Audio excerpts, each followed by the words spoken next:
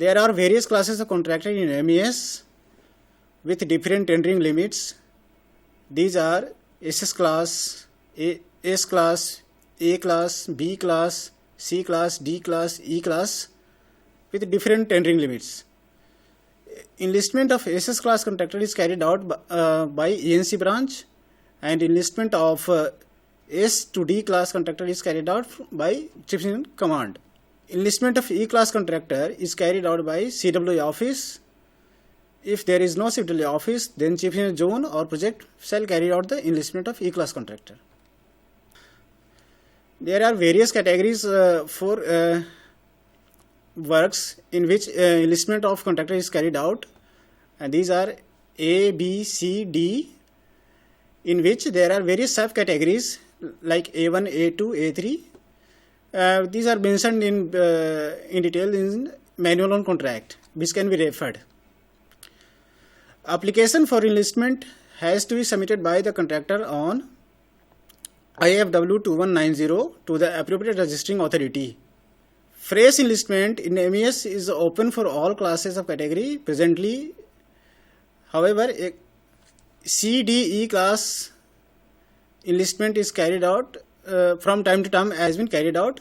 The duration of its cyclic period is 5 years. Present cycle period ends on December 2025. Foreign firms or company is not enlisted in MES, neither they are issued any contract or any tender. However, Indian firms having taken foreign nationality citizenship shall be considered for enlistment, subject to fulfillment of other enlistment criteria. And category of enlistment in MES is decided based on the nature of work executed by the contractor in MES. In this slide, you can see there are criteria of fresh enlistment in terms of past experience of completed works in last 5 years and average turnover and financial sound. In this slide, criteria for upgradation in various classes is mentioned in terms of past experience of completed works in last 5 years and financial soundness. Further, limit of minimum reserves is also required in case of existing contractor. In the criteria, you can see the term last 2 consecutive years has been mentioned, which means in case of upgradation, last 2 consecutive years shall mean the last 2 consecutive years.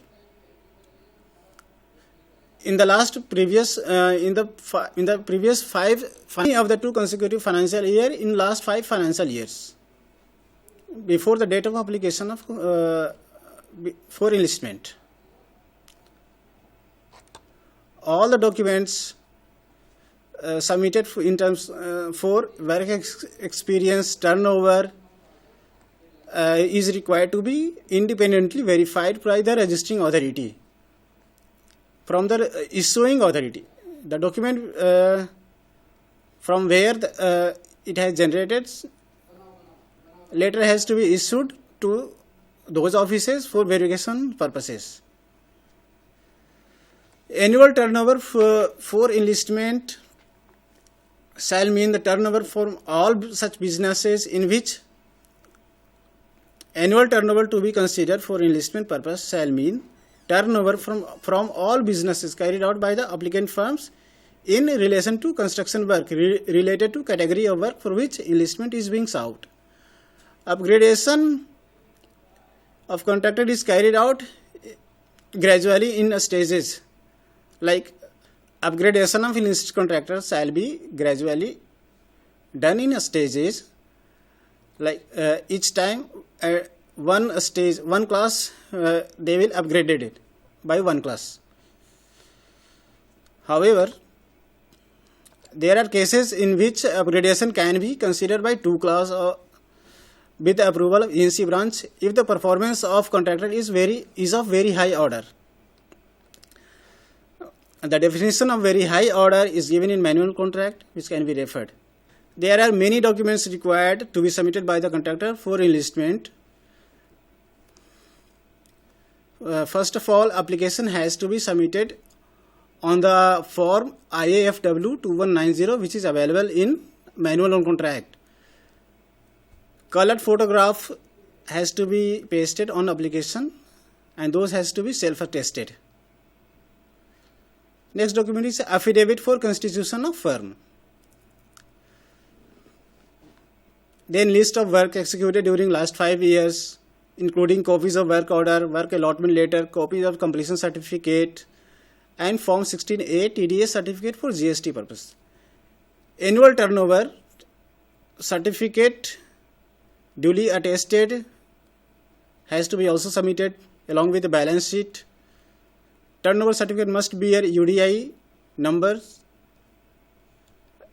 One more important point is that turnover certificate and audited balance sheet shall be from the same chartered accountant.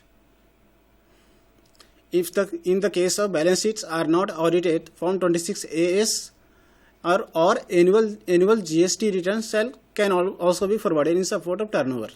Audited balance sheet of the last 5 years in case of limited companies is also required to be submitted. Solvency certificate from scheduled bank as per a specification given in manual contract. Working capital certificate from the scheduled bank as per format given in manual contract is also required to be submitted. Affidavit that there is no government due recovery outstanding against him is also required to be submitted. If there is any government due recovery outstanding from contractor, enlistment is not carried out in MES. Therefore, affidavit from contractor that there is no government due recovery outstanding against him is required to be submitted by contractor to the registering authority. Affidavit from contractor giving brief details of arbitration litigation cases in which he was involved in is also required to be submitted. Copy of partnership deed, certificate from registrar of firm in case of partnership firm, memorandum and article of association in case of limited companies, copy of registration certificate of firm with registrar of companies, register of firms is also required to be submitted. Affidavit that no near relative of the contractor or his/her employee agent are working as gazetted commission officer in MES, Corps of Engineers, Ministry of Defence is also required to be submitted. If the near relative are working in such organization, then details of such employee has to be submitted. Further, affidavit that no near relative of contractor or his/her employee agent are working as JE in MES, Corps of Engineers is also required to be submitted. If there is any relatives are working, then the details has to be furnished along with the application form. In case of proprietorship concern, the contractor should give the affidavit stating that he is the sole proprietor of the firm working in the name of such and such name of the firm. The copy of power of attorney resolution on the board in favor of any partner director of the firm is also required to be submitted. Copy of immediate last income tax returns. Next document is separate sheet containing a specimen signature and affixed with photograph of the proprietor partner director is also required.